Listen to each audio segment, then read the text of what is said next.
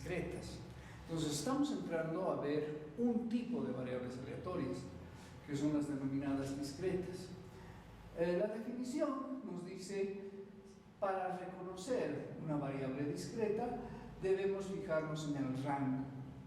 Si el rango de la variable aleatoria x es un conjunto finito o infinito, pero numerable, se llama variable aleatoria discreta. En este caso, el rango de x debe tener los valores x1, x2, x3, se entiende que son enteros.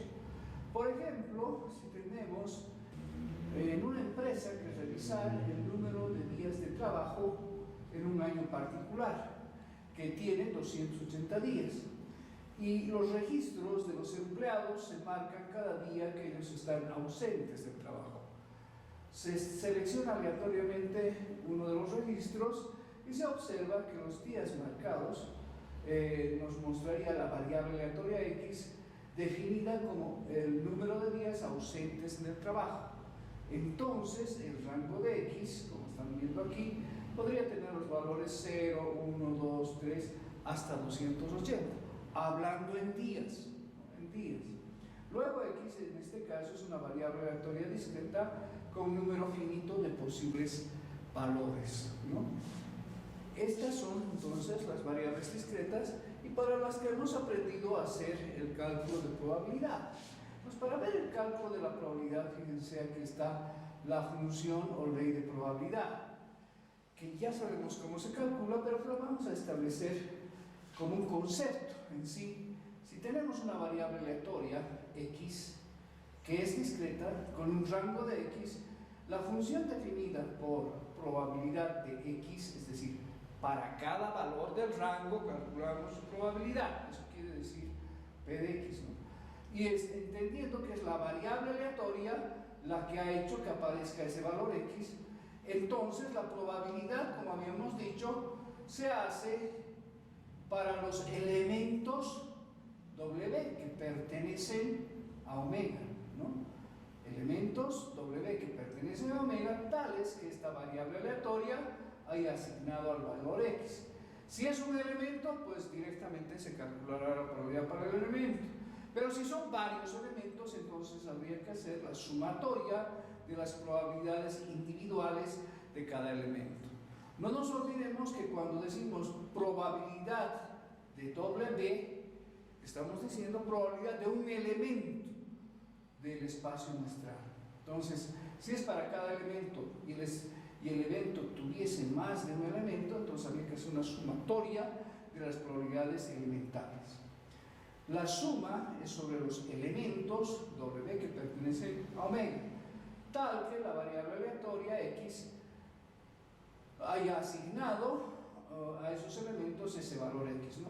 Y que satisfaga además las siguientes condiciones. Es decir, los valores de probabilidad de estos elementos van a ser siempre mayores que 0. ¿Por qué mayores que 0? Porque si fueran 0, los eventos serían imposibles, ¿no? Además, que estos valores de x deben pertenecer al rango en función a la variable x debe ser igual a 1, porque esas probabilidades son asignadas a todos los elementos del espacio muestral. Sabemos que por el segundo axioma de la probabilidad, que la probabilidad del espacio muestral es igual a 1. Entonces, si sumamos todas las probabilidades de los valores x que representan a todos los elementos del espacio muestral, su sumatoria en probabilidades debe ser igual a 1. Entonces, estas un poco son las condiciones que nos permiten reconocer una tabla de distribución de probabilidades de este tipo de variables, ¿no? Se llama función de probabilidad o ley de probabilidad, también llamada función de cuantía de la variable aleatoria x, a esa manera de asignar las probabilidades a los números del rango en base a los elementos del espacio muestral. Ahora, la colección de pares, valores del rango y de probabilidad calculados, se llama distribución de probabilidades. Como habíamos visto, si los valores x no pertenecen al rango, estaríamos tratando de eventos imposibles. Por lo tanto, la probabilidad para esos valores que no pertenecen al rango tendría que ser 0.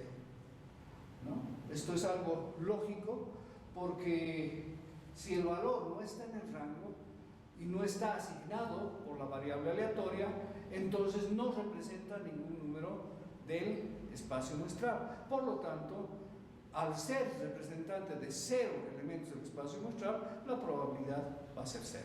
Y es un evento obviamente imposible, ¿no? En cambio, todos los valores que pertenezcan al rango, pues tienen su probabilidad porque cada uno representa algún elemento del espacio muestral. Haciendo una similitud entre lo que es el dominio como conjunto de partida y el rango como conjunto de llegada, podemos decir que dentro de la ley de probabilidad existe como que un conjunto de partida que en este caso vendrían a ser los números del rango, ¿no? Los valores del rango, y un conjunto de llegada que vendrían a ser los valores de probabilidad, ¿no? Entonces, el dominio de una función de probabilidad puede considerarse como el conjunto de números reales y su rango sería el conjunto entre 0 y 1, que son los valores de probabilidad, ¿no? La distribución de probabilidad se la presenta usualmente en una tabla, como ya habíamos presentado anteriormente, pero en general, fíjense, siempre los valores del rango están en la primera fila, x con x1, x2, x3, y los valores de probabilidad están por debajo y asignados a cada uno de esos valores del rango. Así establecemos, y esa es la estructura que debemos manejar para una tabla de distribución de probabilidades. Esto mismo, como son puntos, los podemos establecer dentro de un eje de coordenadas para hacer la gráfica, ¿no?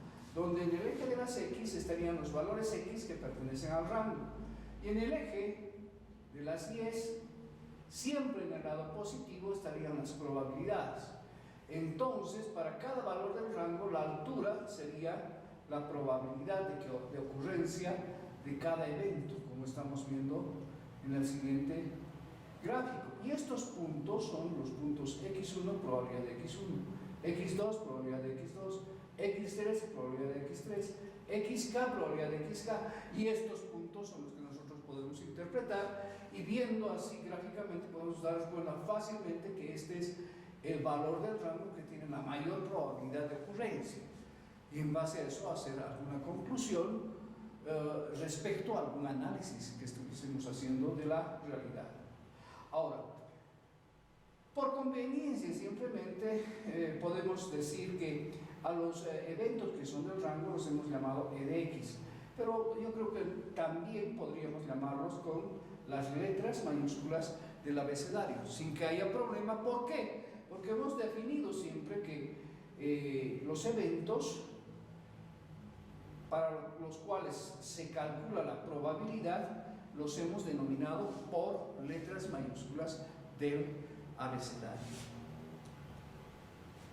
Considerando lo antes mencionado, la probabilidad de un evento A con el rango de x se define de la siguiente manera. Entonces, la probabilidad del evento A será una sumatoria de valores x que pertenezcan a A, y en sus probabilidades serán la sumatoria de las probabilidades de cada uno de esos elementos considerando la variable aleatoria.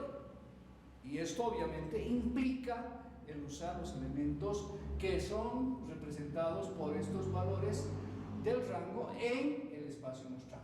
Consideremos ahora otro ejemplo para ver cómo podríamos hacer el cálculo de una tabla de distribución de probabilidades, es decir, usando otra variable aleatoria. Consideremos en este caso el lanzamiento de una moneda 3 veces y definimos la variable número de caras menos número de sellos. Allá la distribución de probabilidades de forma tabular y gráfica. Entonces, para encontrar el resultado, tenemos siempre que empezar por las partes de la variable aleatoria, ¿no? Entonces, hemos dicho hay un conjunto de partida y obviamente todo empieza en el experimento. El experimento es lanzamiento de una moneda 3 veces, entonces ya tenemos ese espacio muestral que tiene 8 elementos. El segundo paso es establecer la función de la variable aleatoria, que es número número de caras menos números de serios. Y ahí estamos viendo qué significa cada n sub c y n sub s. Entonces se establece una correspondencia entre los elementos y los valores del rango en base a esta operación. ¿Cómo hacemos esta correspondencia? Pues la correspondencia la podemos hacer como, fíjense, este es el elemento cara, cara, cara. Número de caras, 3. Número de serios, 0. 3 menos 0, 3. Estos son los elementos que tienen 2 caras. Entonces, número de caras 2 menos 1, el valor que se establece es 1 para el rango. Aquí tenemos una cara y 2 serios. Número de caras 1, número de serios 2. 1 menos 2, menos 1. Sería el valor del rango. Y en este caso ya no hay caras. Entonces, 0 caras menos 3 serios sería menos 3 el valor del rango. Y el rango tendría los valores menos 3, menos 1, 1 y 3.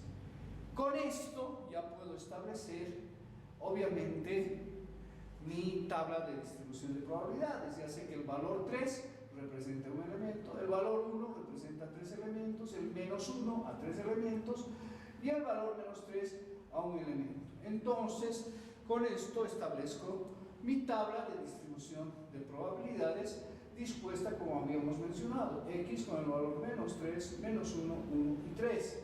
Y luego las probabilidades. El valor menos 3 representa un elemento del espacio muestral de 8. El menos 1, 3 elementos del espacio muestral de 8. El 1, 3 elementos del espacio muestral de 8. Y el valor 3, un elemento de 8. Con eso tenemos la tabla de distribución de probabilidades y podríamos elaborar la gráfica, ¿no? Donde vemos que el valor 0 está en este lugar y los valores del rango que pueden ser negativos o positivos de acuerdo al ejemplo. Entonces, para el valor menos 3 su probabilidad es 0,13, para el valor 3 también 0,3 y para el valor menos 1 es 0,38 y para el valor 1 0,38. Entonces, en esta variable aleatoria podemos ver que el valor menos 1 y 1 son los dos valores que tienen la mayor alta probabilidad de ocurrencia. No así pasa con el valor menos 3 y con el valor 3. Los puntos rojos se ven y nos muestran el valor de las probabilidades y gráficamente podemos identificar pues cuáles son los que tienen la mayor probabilidad de ocurrencia. En el ejemplo es claro también que la probabilidad de x es mayor que 0, siendo que x pertenece al rango de x. También podemos ver que la sumatoria de probabilidades es igual a 1. Si podemos hacer un registro, fíjense, 1 octavo más 3 octavos, 4 octavos, más 3 octavos, 7 octavos, más 1 octavo, 8 octavos. Y cada una de las probabilidades obviamente son mayores que 0. Con eso estamos asegurándonos que estamos trabajando con una tabla de distribución de probabilidades. Obviamente, si decimos x es igual a menos 2, ¿cuál sería la probabilidad dentro de esta variable aleatoria? Pues sería 0. Pues es imposible que la diferencia en número de caras menos número de serios llegue a ser menos 2. Y hemos visto claramente que es o menos 3, o menos 1, o 1 o 3. En ningún caso menos 2. Entonces es un evento imposible y por lo tanto su probabilidad es igual a 0, ¿no? Igual si decimos probabilidad para el valor 1 medio, pues también su probabilidad es 0 porque no existe ese valor dentro del rango. Es decir, todo valor que no pertenezca al rango, su probabilidad va a ser siempre 0. Los valores de rango considerados que tienen probabilidad son menos 3, menos 1, 1 y 3, ¿no? Esto es lo que habíamos hablado anteriormente.